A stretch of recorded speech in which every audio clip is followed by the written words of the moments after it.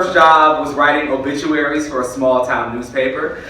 She went on to become copywriter for Leo Burnett in Chicago, writing ads for McDonald's. Oh, those worked. I ate a lot of it. Pepto-Bismol, I use that all the time. And Cheer detergent. I'm a tired girl. Sorry about that. All the while, Audrey has been a closet poet, writing hundreds of poems, literally hundreds of poems, and not sharing them. But now she's delighted to have completed her first manuscript, Green, which she will read from tonight.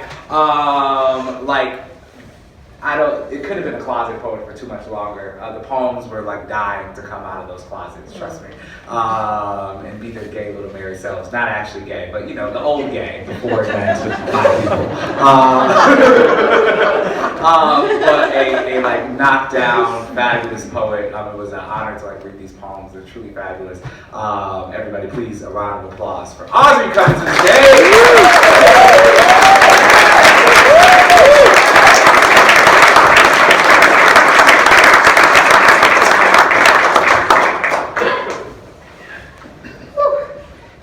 First of all, thank you to all of my friends who are here. I am blown away by your support, and I'm really honored. Thank you for coming. The manuscript I've completed under Danez's tutelage is called Green. The poems in Green center around my struggles in raising two sons with serious health challenges. One with epilepsy and years of critical convulsive seizures, hospital stays, and failed medications. The other, born with a rare heart condition called tetralogy of Fallot, which has involved 5 open heart surgeries, infections, and brutal recoveries. Although my story is unique in its specific details, I think it's universal in the unexpected heartaches, fears, and depression that we all experience at some point in our lives when unexpected things happen.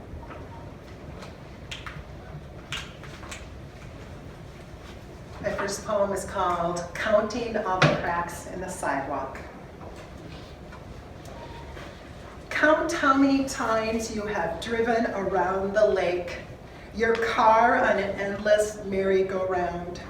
Round and round you go, past the logs the turtles sun on, past the rose garden, the beach. Count all the turtles, 7. Count the logs, 3.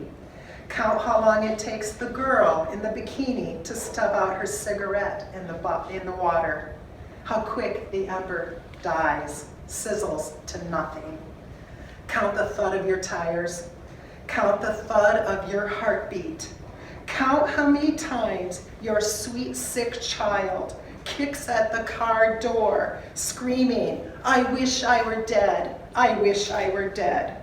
25, 26, 38, 49. Count how long it takes for the window glass to feel the boot heel and shatter all over the back seat. Count your breaths. Count all the fractures in your fairy tale life. Count each lap around the lake. Count Draculas, count Choculas, count Basie and Monte Cristo. Just keep driving, keep counting.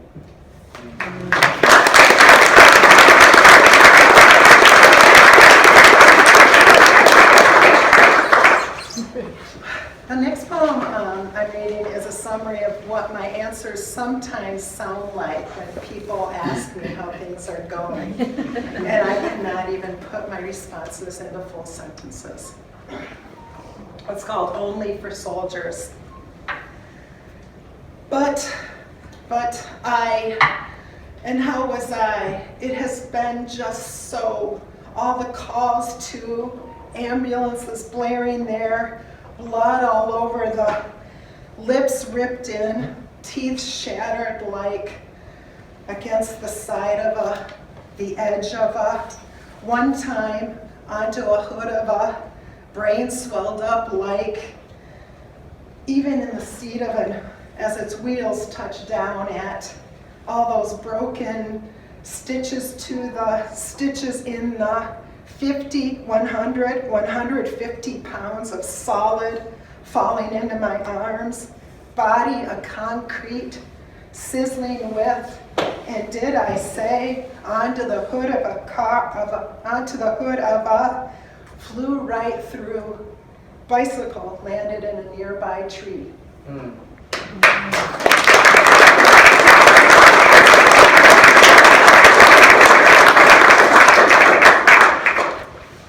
Okay, this next poem envisioned me having a black purse around my shoulder.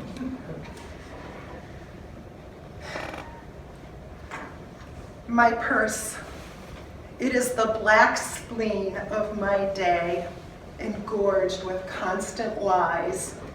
One tube lipstick, poppy. One blush, candy ribbon.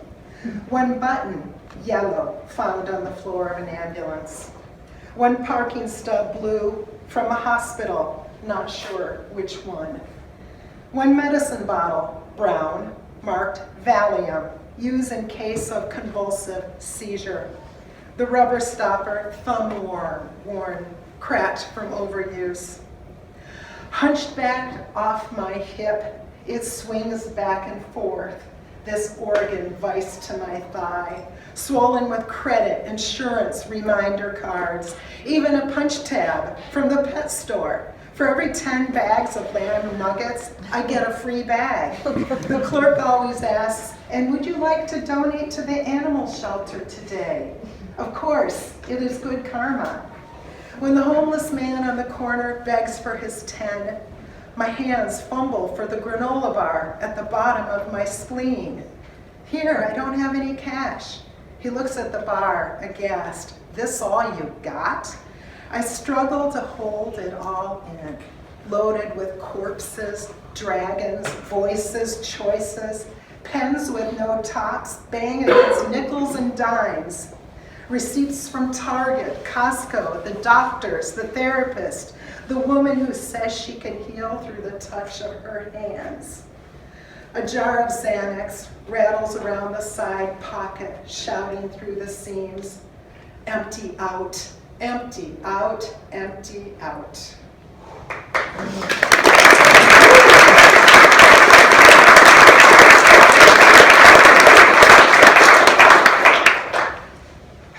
One more. A little happier one. Pearly whites. My father kept his children's baby teeth in a broken spine box at the bottom of his sock drawer. There were 7 children. He had a lot of teeth. Strewn in with a mess of coins, tie clips, and a silver throwing star, the kind used by ninjas in B movies. I did sneak peek into that drawer often, transfixed by my father's keeping of tiny teeth. He was not a toucher, did not hug or kiss, did not make breezy chit-chat, nor guffaw with wide mouth abandoned. One could say he was stern, heart padlocked, key misplaced, yet he kept our teeth.